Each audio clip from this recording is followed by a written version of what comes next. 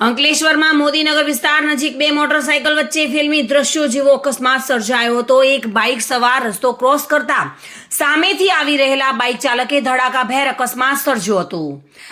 બંને બાઇકમાં સવાર લોકો 15 ફૂટ હવામાં ફંગોળાયા હતા। ઘટનાના પગલે બંને મોટરસાયકલ પર સવાર 4 લોકોને ગંભીર ઈજાઓ પહોંચી હતી।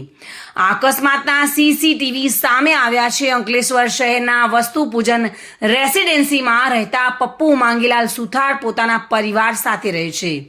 તેઓ અને પત્ની સુમિત્રા સુથાર અને તેમનો પુત્ર નમન 22મી જાન્યુઆરીના શહેરમાં નીકળેલી ભગવાન શ્રી રામની શોભાયાત્રા જોઈને 9 વાગ્યાના અરસામાં ઘરે પરત આવતા તેઓ વળાંક લઈ રહ્યા હતા। આ સમયે જ એક એફઝેડ મોટરસાયકલ ચાલક સામેથી પૂરપાટ ઝડપે આવી વળાંક લઈ રહેલા પપ્પુભાઈની મોટરસાયકલ સાથે ધડાકાભેર અથડાવી હતી, જેમાં તેઓ હવામાં ફંગોળાઈ બંને બાઇક પર સવાર 5 લોકો માર્ગ પર પટકાયા હતા।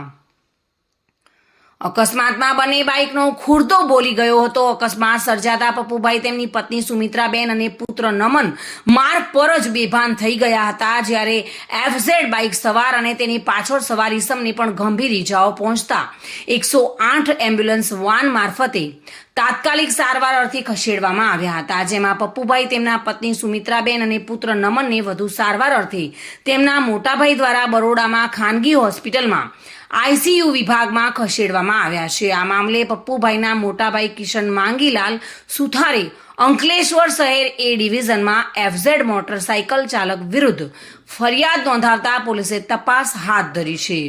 જોકે આજે આ અકસ્માતના સીસીટીવી સામે આવ્યા છે। Reena Parmar, today news, Gujarati.